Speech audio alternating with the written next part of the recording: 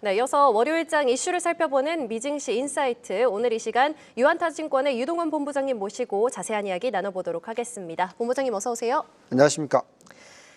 네, 오늘 3대 지수가 개장 전부터 좀 하락세를 보이더니 지금 좀 어떻게 보면 무서운 속도로 좀 하락하고 있다라고 볼 수 있습니다. 다우존스가 580포인트 가까이, 그러니까 1.34% 정도 밀리고 있고 다른 이 지수들 역시나 좀 키 맞추기를 하면서 일제 하락세를 보여주고 있는데요. 그 밖에 뭐 WTI 같은 경우에는 지난 19일 이후에 최고치를 기록하고 있고 달러 인덱스도 현재 108선을 터치하고 있는데 10년물 미 국채 수익률 같은 경우에는 좀 하락세를 보이고 있거든요. 그럼에도 불구하고 3대 지수가 이렇게까지 밀리는데 좀 어떤 이유가 있다고 보시나요, 본부장님? 글쎄요, 뭐 특별한 이유는 계속해서 여태까지 했던 이유, 이 4.5% 이상의 금리 수준, 이거 부담스럽습니다. 지난주에도 말씀을 드렸던 내용인데 미국 10년 국채 금리가 4.5% 이상 그리고 계속해서 올라가는 추세가 나타난다면 상당히 좀 두렵다라는 부분에 대해서도 얘기를 했지만 다행스러운 것은 어쨌든 말씀하신 대로 지금 금리가 어느 정도 좀 안정을 찾아주는 모습을 보여주고 있어요. 그렇다면 지금 며칠 안 남은 2024년 워낙 연초 대비해서 S&P 500이 25% 이상 상승을 했었고 또 나스닥 같은 경우는 31%나 상승을 했었기 때문에 어느 정도 좀 쉬어가야 되는 그런 타이밍이다라고 판단하시면 될 것 같습니다. 여전히 지금 아까도 원유 얘기 말씀하셨죠. 유가가 지금 많이 올라가고 있는 부분, 지금 71달러를 돌파하고 있는 그런 모습이 나오고 있고 또 지금 연간 주택가격 상승률을 보시면 미국이 지금 거의 5.7% 수준이 나오고 있어서 이 숫자도 여전히 높은 상황입니다. 전체적인 미국 인플레이션 숫자가 기본적으로 2%대로 수렴을 할 것이냐 하는 질문에 있어서 아직까지는 그런 모습이 나오고 있지 않죠.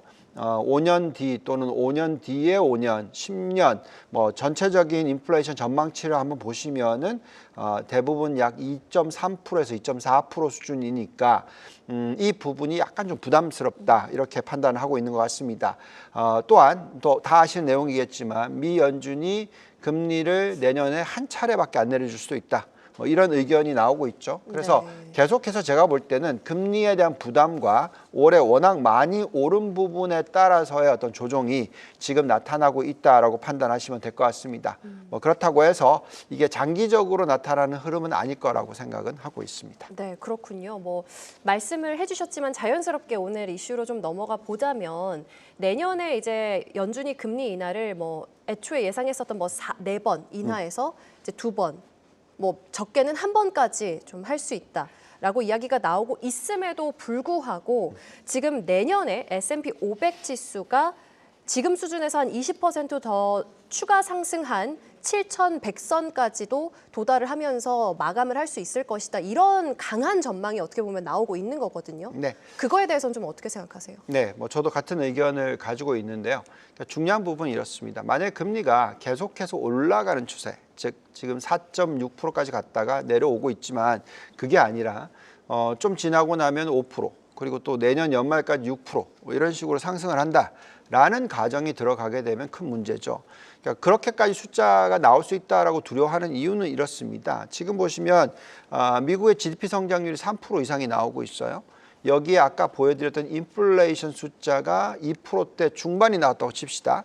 그러면 2.5 더하기 3%면 5.5%죠. 그래서 거기까지 금리가 올라갈 수 있을 가능성에 대한 두려움이 좀 있다라고 보시면 됩니다. 근데 다행스러운 것은 최근에 보시는 그 미국의 생산성 지표를 보시면은요. 이 숫자가 지금 연간 단위로 올라가는 속도가 지금 분기별로 계속 숫자가 나오고 있는데 2.4% 정도의 상승을 보여주고 있어요. 이건 어느 때하고 비슷하냐면 과거 인터넷 사이클이 일어났던 90년대와 똑같습니다. 자, 그렇기 때문에 이런 얘기는 무슨 얘기냐면 금리를 천천히 내려줘도 큰 문제가 없다라는 겁니다. 지금 S&P 500의 과거 추이를 보시면은요. 금리를 천천히 내려주고 동결했었을 때 경기 침체가 오지 않는 그런 환경이 나왔었을 때 보시면 S&P 500이 굉장히 많이 오르죠. 지금 아직까지도 올라가고 있지만 계속해서 금리를 추가적으로 내려줄 필요가 없는 환경이라면 큰 문제가 없습니다. 중요한 게 뭐냐면 금리가 안정적인 모습이 나오고 여기에서 만약에 이익 증가율이 같이 뒷받침된다. 그러면 높은 금리, 즉 4.5%의 금리 또는 5%의 금리라 하더라도 미국 증시는 상승을 할 수가 있겠습니다. 원래 PER이 높다라는 것이 두렵다라고 생각하실 수 있겠는데 근데 사실 그거는 큰 중요한 의견이 아니고요. 제가 볼 때는 오히려 이익 증가율이 어떻게 변하느냐가 중요합니다. 지금 보시면 S&P 500의 이익 증가율에 대한 전망치를 한번 보시면은요.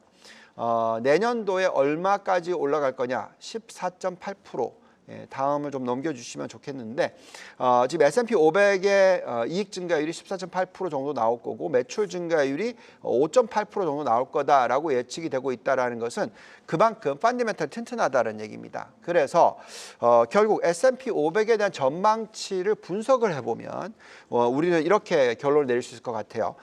만약에 내년도에 금리가 5% 미만이다라고 생각한다면 즉 2025년 말에 4.25% 정도의 금리로서 안정을 찾을 것이다. 지금 금리보다 살짝 떨어져 준다라고 계산했을 때 S&P 500의 적정 가치는 7,100포인트가 넘고요.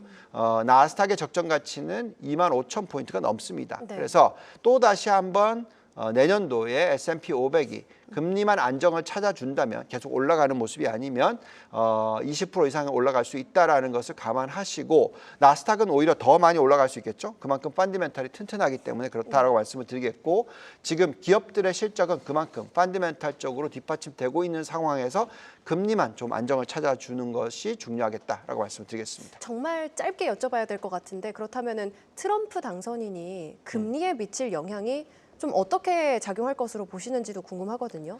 그러니까 트럼프가 만약 관세를 올리게 되면은 영향을 미치겠죠. 근데 중요한 건 아까 보여드렸듯이 생산성도 같이 높아지고 있기 때문에 인플레이션을 자극하는 요소가 생각보단 덜할 수가 있다. 이렇게 보시면 될 것 같습니다. 네, 잘 들어봤습니다. 지금까지 유한타증권의 유동원 본부장님 모시고 이야기 나눠봤습니다. 본부장님 도움 말씀 고맙습니다. 감사합니다. 네, 이어서 오늘 월가 리포트에서는 AI 반도체 시장의 선두주자인 엔비디아가 이 새로운 성장 동력으로 로봇 공학에 주목을 하고 있답니다. 어떤 이야기인지 박정준 캐스터가 자세히 정리해드립니다.